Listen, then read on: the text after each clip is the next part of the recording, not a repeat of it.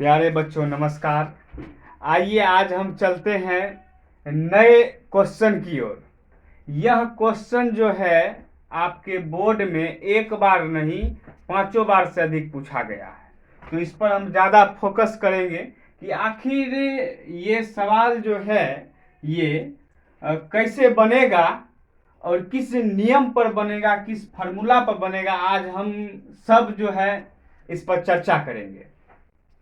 तो 1 नंबर में क्वेश्चन है कि द्विघात समीकरण 5x² minus 4x plus 2 equal to 0 का विवेचक ज्ञात करें। ये फर्स्ट नंबर का क्वेश्चन है। और दूसरा नंबर का क्वेश्चन हम बाद में बात करेंगे। पहले हम इस जो द्विघात समीकरण जो दिया है उसका विवेचक ज्ञात करने के लिए इस पर चर्चा करते हैं। तो हम पहले क्वेश्चन लिख लेते हैं एक का 5x² minus 4x plus 2 equal to 0। तो इसमें जो है विवेचक को सूचित किया जाता है डी से। किस चीज से? डी से। और डी बराबर फॉर्मूला होता है b² माइनस 4ac। ये होता है डी का फॉर्मूला। तो खास करके विवेचक का मतलब डी। तो डी पर कुछ नहीं करना है, इस सब का वैल्यू पुट कर दीजिए, विवेचक ज्ञात हो गया उसका। तो इसमें हम यदि इसको लिखें तो a बराबर 5, b बराबर -4, 4 नहीं -4, और c बराबर कितना हो गया 2। तो हमको ज्ञात कौन सी करना है? विवेचक। तो विवेचक जो ज्ञात करना है तो इस पर बैठा दीजिए d बराबर b² माइनस 4ac। अब d इक्वल टू b, तो b का स्क्वायर माइनस 4 का स्क्वायर कर देंगे, माइनस 4, a हमारा 5 और c हमारा 2। गुना कीजिए, 4 को 2 बार गुना कीजिएगा तो 16 होगा, 5 चौके 20 और 20 और गुना 2, 20 दूना 40। अब देखिए ये तो प्लस में है और ये दोनों माइनस में है। तो इसमें करेंगे क्या? इसमें से ये धन चिन्ह जो है उसको माइनस कर देंगे। तो यहाँ होगा 4 और यहाँ बचा 3, 3 में से गया 2 और चिन्ह किसका लगेगा? माइनस का लगेगा। तो ये हमारा विवेचक हो गया। इसमें और दूसरा क्वेश्चन पूछता है कि द्विघात समीकरण इतना दिया है, उसका जो है बताइए कि किस प्रकार का उसका विवेचक होगा। कहने का मतलब यदि d का वैल्यू d ग्रेटर देन 0 आएगा तो यह किस रूप में है, d लेस देन 0 आएगा तो ये किस रूप में है। तो ये इस क्वेश्चन में ये बात नहीं बोल रहा है, तो वो अगला वीडियो हम आप लोगों के लिए बनाएंगे। तो बस इसमें यदि 2 मार्क फिक्स है, 2 मार्क में पूछा ही जाता है और कितना आसान है आप लोग देख सकते हैं। 1 नंबर का क्वेश्चन सॉल्यूशन हो गया। आइए अब हम चलते हैं दूसरा नंबर के क्वेश्चन पर।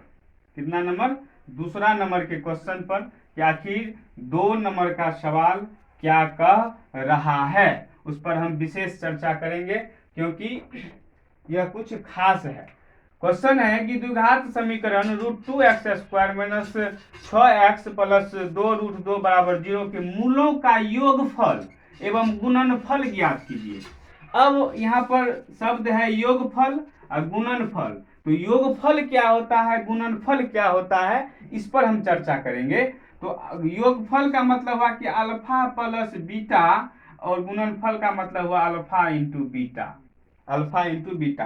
इसमें 2 टाइप का क्वेश्चन पूछा जाता है। इसमें भी एक टाइप ये हो गया। दूसरा टाइप का क्वेश्चन पूछता है कि द्विघात समीकरण दिया रहेगा, उनके मूलों का योगफल एवं गुणनफल ज्ञात कीजिए और उसका टेस्ट मान सत्यता का भी प्रमाणित कीजिए कि ये दोनों सही है कि गलत है। तो इसमें सिर्फ हम करेंगे कि अल्फा प्लस बीटा का मान निकालेंगे, अल्फा इंटू बीटा का मान निकालेंगे। लेकिन वो क्वेश्चन यदि रहेगा तो उसमें करेंगे कि अल्फा भी निकालेंगे, बीटा भी निकालेंगे और दोनों इस साइड दोनों का मान देके गुना करके उधर जो इसका फार्मूला है हमें यहाँ पर लिख देते हैं। इसका फार्मूला लिख देते हैं, अल्फा प्लस बीटा बराबर minus b/a, alpha into beta बराबर c/a।